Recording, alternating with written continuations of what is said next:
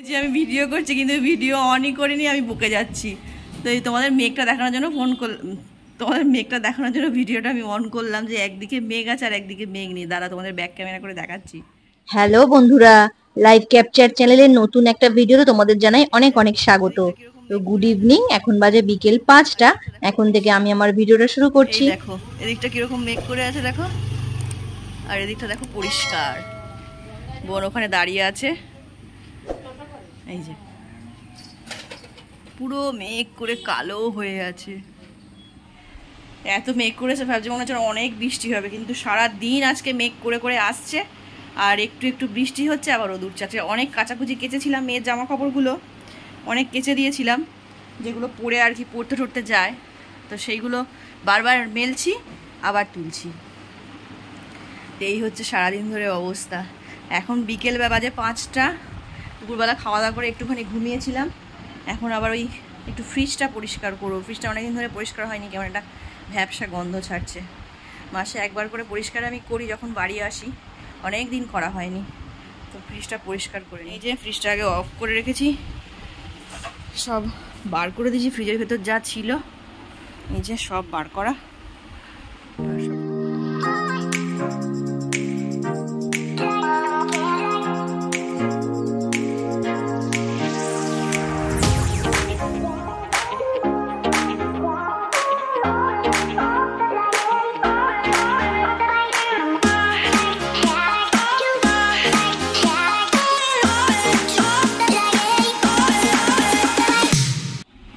Fridge মোটামুটি আমার পরিষ্কার হয়ে গেছে।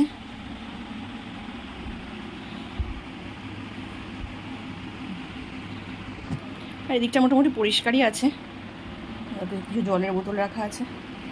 আর আমি ফ্রিজের ভেতর কাটা লেবু রাখি। কাটা লেবু রাখলে নাকি শুনেছি ফ্রিজের যে মানে ভ্যাপসা যে গন্ধটা, মাছ তরকারি সবজি রাখা হয় তো সেগুলোর যে গন্ধটা সেটাকে কাটিয়ে দেয়, এটা শুনেছি। তো আমিও ওই আধখানা করে লেবু কাটা রেখে দিই। আর কিছুক্ষণ এখন ফ্রিজটা খুলে রাখবো, ভেতরে যে গন্ধটা আছে সেটা কেটে যাক, তারপরে আবার ফ্রিজটা অন করব। এখন অফ আছে, তো যাই বাকি কাজগুলো এখন করে নিই। তো গুড ইভিনিং বন্ধুরা। তা এখন সন্ধ্যাবেলা একটু স্নান করলাম, স্নান করে সন্ধ্যা দেওয়ার পর এখন এসেছি একটু রান্নাঘরে।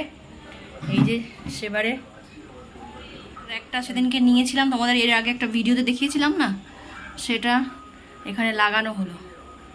খুব অসুবিধা হতো, সেটার এই যে এই কোনাগুলো এগুলো একটু সুতো দিয়ে বাঁধছি। আসলে এটা খুলে কখনো যখন তখন পড়ে যেতে পারে, তা সেটা এখন বাঁধি।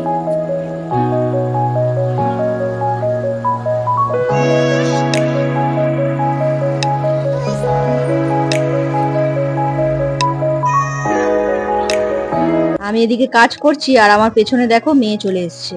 ওর এখন আমার ফোনটা দরকার, ওর ফোনটা একটু ডিস্টার্ব করছে, তাই আমার ফোনটা নিতে এখানে চলে এসছে।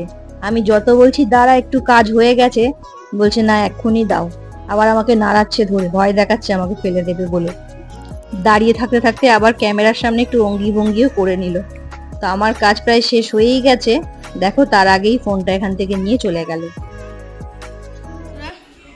এটা লাগানো কমপ্লিট। এই কোণে কোণে একটু সুতো বেঁধে দিয়েছি।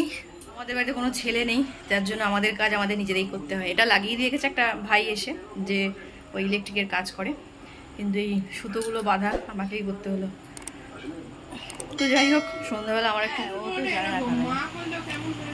ওই এটা দিয়ে হয়েছে। এখন বাবাই এসছে এর থেকে, বলতে জানো ভুলেই যায়, আমি শুধু ভুলেই যাই। ব্যায়াম ব্যায়াম ও বলছে ব্যায়াম থেকে এসছে, এখনো খুব পড়াশোনা করছে। ওদের এখন প্রচুর চাপ, হোমওয়ার্ক প্রচুর দিয়েছে, এবং আঁকার হোমওয়ার্ক, ড্রয়িং করছে, প্যাটার্ন করছে। আর মেয়ে পাশ থেকে বলছে আমিও তো পড়াশোনা করছি, কিন্তু ও পড়াশোনা করছে না। দেখো ও খাচ্ছে, ও আলুর পরোটা খাচ্ছে আলুর দম দিয়ে, খাতা ওদিকে খোলা। আমি এর সাথে একটু হাঁটতে বেরিয়েছিলাম, ওর কিছু প্রজেক্টের জিনিস আর কিছু পেন কেনার ছিল, তাই এই দোকানে এসেছি। ও সেগুলোই দেখছে কোনটা নেবে।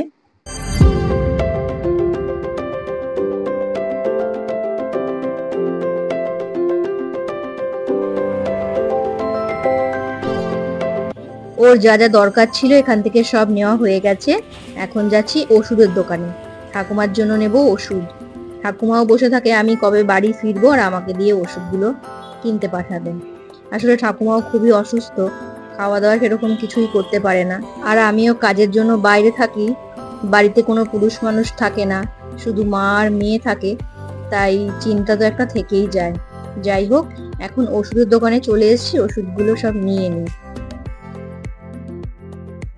কাল বৃহস্পতিবার, তাই ঠাকুরের জন্য একটু মিষ্টিও নেব, তাই মিষ্টির দোকানে এসেছি। তো মেয়েকে বললাম কিছু খাবি কিনা, ও বলল না আমি কিছু খাবো না। আর আমাদের এই দোকানের মিষ্টি না খুব ভালো খেতে হয়, আর দামটাও অন্য দোকানের তুলনায় খুবই কম। সব কাজ সারার পর বাড়ি ফিরবো, তখনই বোন ফোন করে বলল দিদি চপ কিনে নিয়ে আয়। তাই ভাবলাম এখান থেকে তো চপের দোকান কিছুটা হেঁটে গেলেই, তাই মেয়েকে নিয়ে আবার চপের দোকানের সামনে এলাম। রাতও হয়ে গেছিল তখন, এসে দেখলাম কয়েকটা মাত্র চপ পড়ে আছে। তো সেখান থেকে সোয়াবিনের চপ আর ভেজিটেবিল চপ নিলাম। কাকার দোকানের পেছনে আবার দেখো দীঘার জগন্নাথ মন্দিরের একটা ফটো, মানে ব্যানারটা কত বড় করে টাঙানো আছে, তাই কাকাকে বলতে কাকা আবার সরে দাঁড়ালো যে ভালো করে যাতে ভিডিওতে নিতে পারি এটা। এখন এই দেখো কে পড়াশোনা করছে আর কে লিখে দিচ্ছে। সারাদিন কাজ করার পর একটু যে সন্ধ্যেবেলা বসবো তাও শান্তি নেই, মানে পরপর পরপর কাজ আমার চলেই যাচ্ছে। এখন আবার বলছে মেয়ে লেখাগুলো লিখে দাও। সারাদিন পড়ে পড়ে ক্লান্ত হয়ে গেছে, পড়তে গেছে এসছে, 2-3টে পড়া ছিল টিউশন, গেছে এসছে, এখনো ক্লান্ত। ও এখন শুয়ে বিশ্রাম নিচ্ছে আর আমিও লেখাগুলো লিখছি। দেখো কিন্তু আমার মায়ের হাতের লেখা খুব ভালো, দেখি মা আগের পেজটা। এই যে লেখাটা আমার, এই যে আমার মায়ের হ্যান্ড রাইটিং একদম পরিষ্কার, আর ওটা হচ্ছে আমার মেয়ের, আর এটা আমি লিখেছি। ভাগ্যটাই এমন যে কাজের সূত্রে আমাকে ওর থেকে আলাদা থাকতে হয়, তাই বাড়িতে যে কটা দিন থাকি সে কটা দিন ওর সাথে থাকার চেষ্টা করি আর ওর কাজগুলো করে দেওয়ার চেষ্টা করি। না হলে ও আমি না থাকাকালীন একা একাই সবটা করে আর মা করে দেয়।